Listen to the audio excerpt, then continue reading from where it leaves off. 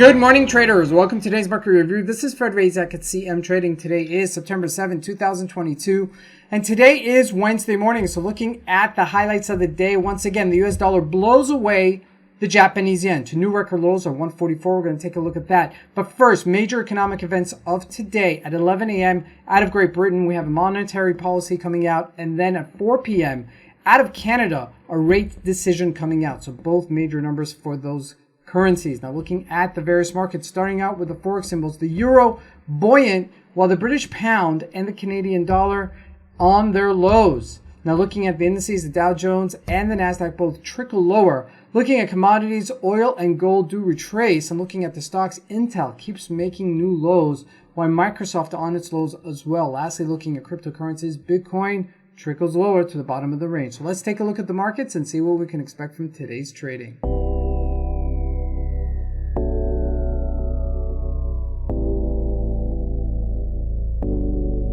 So in Texas, they say, woo-wee, look at that, 144. This was a beautiful move. We've been watching it, and this has really been just a layup kind of trade. I mean, like, you know, we hit that 140, we broke it, and we said, if it breaks this 140, that's a resistance. It's going to just take off to 145, and sure enough, it's at 144. So unbelievable. If you did catch that, amazing for you, and good for you for watching it and following it here on our daily review. 140 to 144 is a massive move. Now looking at the other currencies right now, looking at the euro, it's buoyant, but up to a certain point. It hit 99.06, but it's trading between 99-ish level and 98-ish level. So we're at the top of that second range as well. So keep that in mind. Looking at the British pound, as this monetary policy number comes out, we're on our lows. I mean, this, you know, is really just very, very weak versus the dollar. And if it does break this 114-ish level,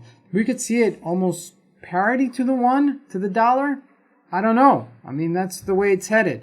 So looking at the Canadian dollar as well, if you look at the CAD, on it broke its highs or broke its lows at 130-ish level, and we're trading right now at 131.89. Now remember, this is closely affected by the price of oil, so keep that in mind as well. But before we get to oil, let's take a look at gold, retracing down to 1698 at the bottom of the move of 1700. And if we look at oil, also trading at 85.64, that's a really weak number. If we do break here, we could continue going down. So keep that in mind. This is really just amazing opportunities. If you get a chance to watch this throughout the day, keep an eye on this because this could really develop into a fantastic trade. Now looking at the US markets, Dow Jones trading at 31,000. Remember, we got to 34,000.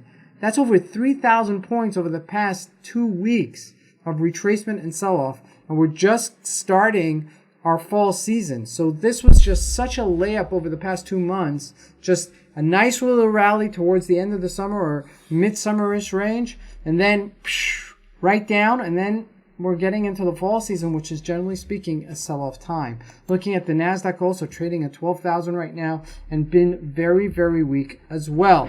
Now looking at the individual stock, Microsoft on 253 and keeps on getting weaker. If we look at Intel, new lows, new lows, new lows. Okay, it's just like free falling here over the past couple of days, and that should affect the greater part of the market, so keep that in mind as well. Now lastly, looking at Bitcoin on the bottom of that range, if that breaks that 18 to 17,000 on with momentum, we could see it even further down, so keep that in mind as well.